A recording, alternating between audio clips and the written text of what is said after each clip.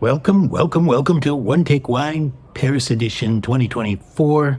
The Olympics are on. It's good times all around the city. It's very friendly, actually. I think all the Parisians have moved out.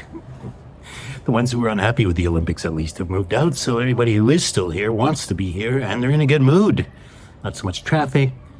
It doesn't smell like a giant pissoir. I've got a 3-fer in honor of the medaling system. We're going to a gold, silver, bronze. See, 3 rings. I should have 5, but I'm only one man, one liver. What are we waiting for? Well, let's get it on.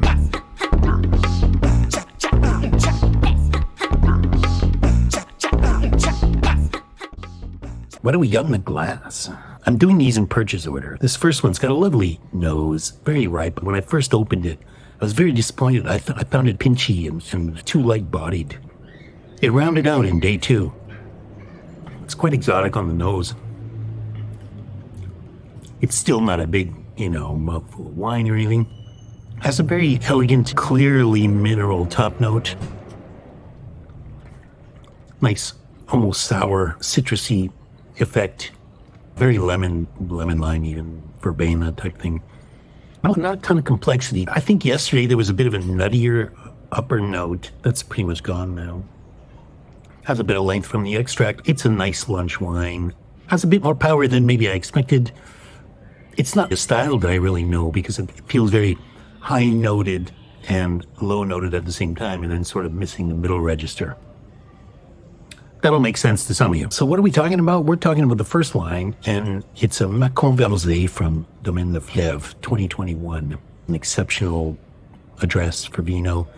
Anyway, I managed to get a bottle of the Chevalier Montrachet in 14 and 15, but at that point the prices were ridiculous, and so then I had to leave them behind. This is my first foray back, at least as far as I remember. Mâcon Verzé is not a terroir that's there's nothing super special about it. It's the name, the Leflaive name, that puts a price tag on this.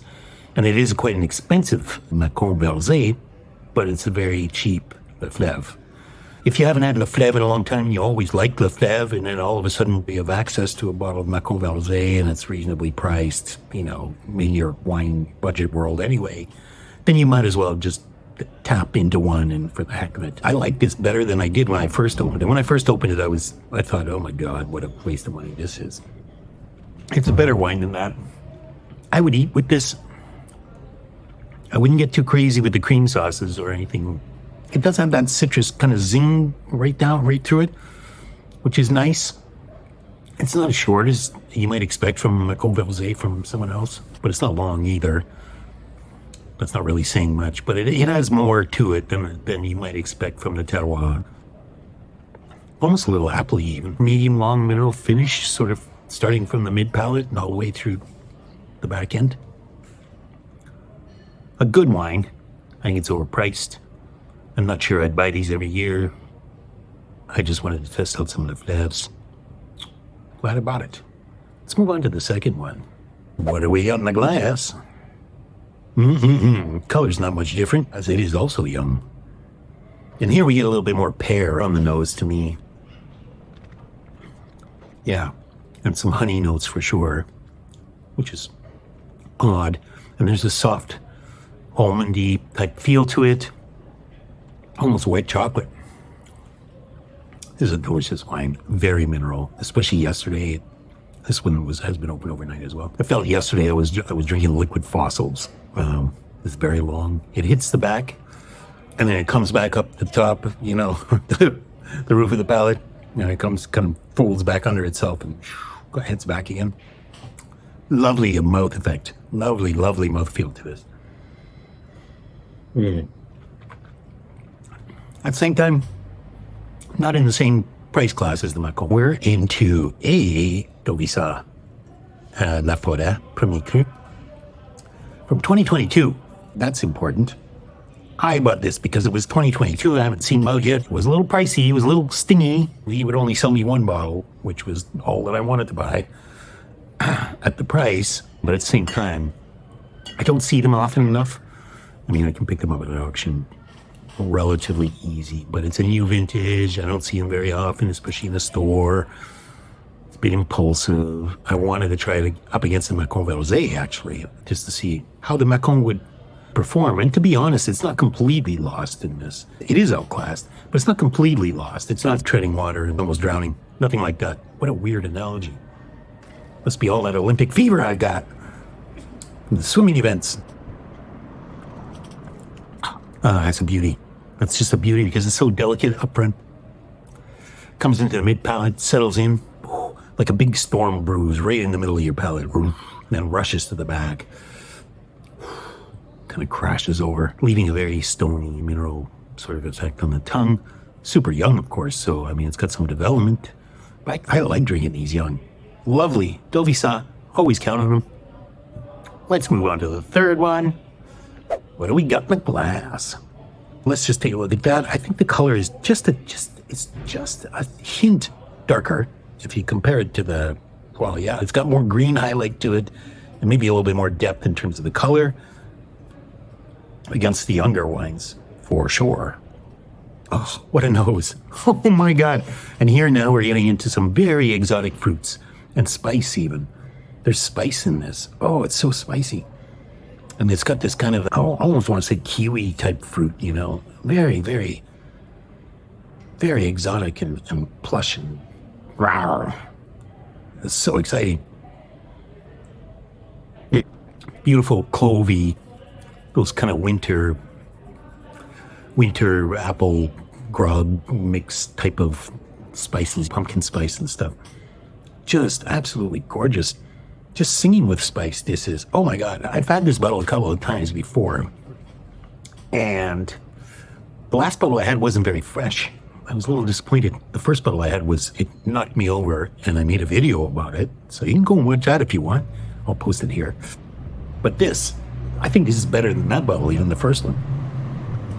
It's the same price as when I bought it 2 years ago in Paris. Really, I'm so super happy with this. I love this style of wine. It's immering, it's glowing, it's happy to be here, it's à point, it's ready to go.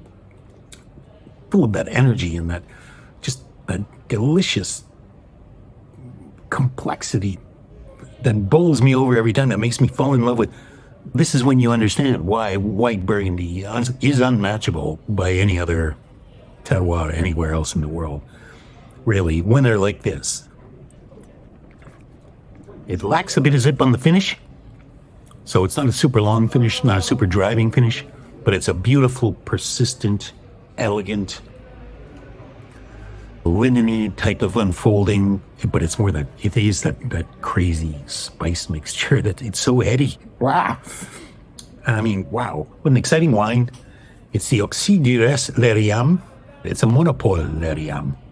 It's the smallest one in all of Côte de Beaune. It's a super tiny production. And here's the relationship with the first line. Claude Leflaive was advising on how to make these wines and what to do with them and how to make them. I don't know the level of involvement. That's just what I've heard and read. But I think it's fascinating. I think it's nice that it has that relationship to the Mâcon Verzé. And so when I saw it, they still had it 2 years later. Because what they do is they only sell me one at a time. And then they say, oh, I don't have any more. And then I go back the week after, and there's another one sitting there. So I think they're pulling them one at a time out of this case in the basement. They probably got a case of them. Nobody else is buying them. I'm the only guy buying them. So every time I come to Paris, I'm managing to get another one. I took one. I bought 4 now, and I took one home to Mâcon. I've still got one sitting at home. I hope to be able to share with somebody because I think it's a really interesting wine and a really hard one to place. It punches well above its weight, not in terms of its presence, not in terms of its stature, but this has got that little honeyed overtone and that gorgeous spiciness. You could almost end up here in Châteauneuf-du-Pape or in northern Rhône because of that spiciness to it, just the acidity is a little higher. Absolutely gorgeous. What a wine. I'll tell you my rankings. I'll tell you the prices. So, Mâcon Verzé is about 49 euros. Yeah, 47 maybe. It's a lot of money. It's too much money. It's not a bad wine. they can't do anything about that, right? Like, if that's what people are willing to pay for it, then good on them. It's just a shame that people are not getting to experience the greatness of Leflaive. When I just had the Riames, and then I took a mouthful of this, and then it starts to feel a little weak sauce. The second wine, 91 euros. I'll never do it again. I mean, but they're up there. That's what they cost nowadays, and there's no turning around. Leflaive is always over 1,000 kroners now. They used to be, yeah, of course, everything used to be cheaper, so I'll stop whining about it. This has a little bit more interest, it has a lot more interest than the Mâcon Verzé. Riames, 2015, which is just absolutely singing hallelujah. It was 43 euros. It was the cheapest. It doesn't have the, I think the finish on the Chablis is better. I love the last third of the Leflaive right now, and that's the way a young wine should be. I mean, it's going to take some while for everything to develop and kind of come into place. It should. But as an overall wine, I mean, Riames, that was delicious. Metals, we'll do the silver medal first. Silver medal, I think it's pretty obvious just based on how I've been talking about these wines. I'm going to give this silver medal to the 2022 Chablis Leflaive from Dauvissat.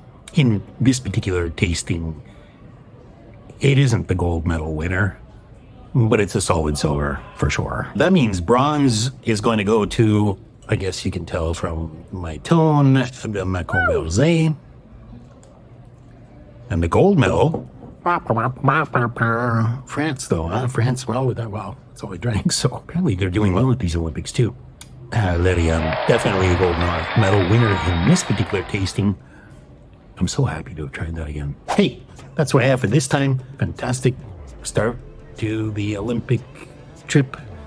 I have a couple of very interesting things lined up. Some older wines later in the month.